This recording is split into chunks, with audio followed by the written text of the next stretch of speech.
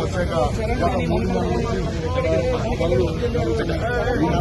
నెలల నుంచి పనులు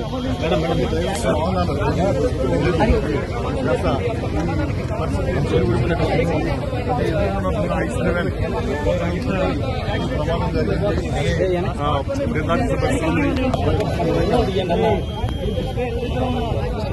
స్పందించిన విధంగా పవన్ కళ్యాణ్ ముందు ఇక్కడికి వచ్చి సంఘటన స్థలాలు చేస్తున్నారు. తర్వాత ఇక్కడి నుంచి బయలుదేరి పిఠాపురం వెళ్తారు. పిఠాపురంలో ఇక్కడ గోకులాన్ని ప్రారంభిస్తారు. ఆ తర్వాత సంక్రాంతి సంబరాల్లో పాల్గొంటారు. అయితే ముందుగా ఈ ఘటనా స్థలాన్ని పరిశీలిస్తానని చెప్పి పవన్ కళ్యాణ్ ముందుగానే చెప్పడంతో ఒకసారి ముందుగా చెప్పడంతో ఇక్కడ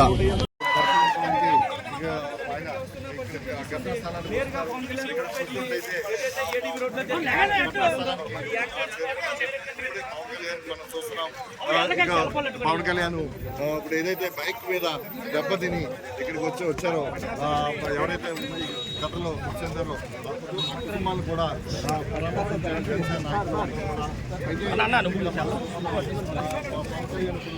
ఏదైతే స్పాట్ ఉందో స్పాట్ లో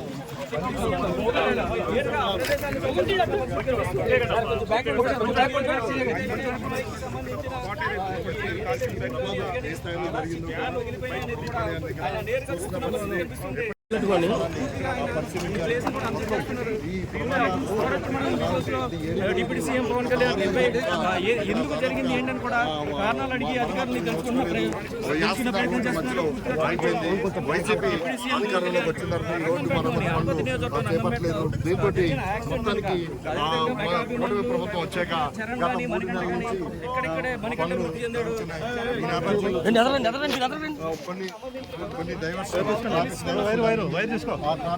ఒకే మార్గంలో ఇక్కడ వాహనాలు వెళ్ళి వస్తూ ఉండడంతో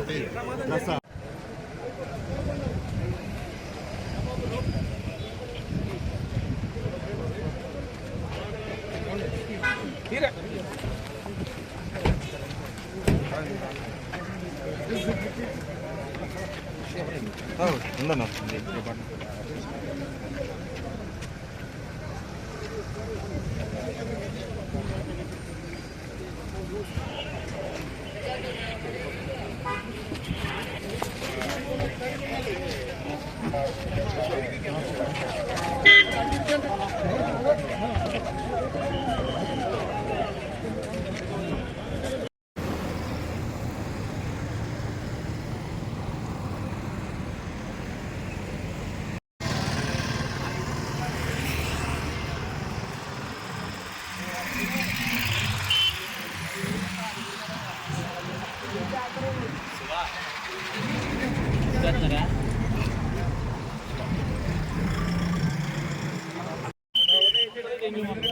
ప్రదేశాన్ని పరిశీలిస్తున్నారు.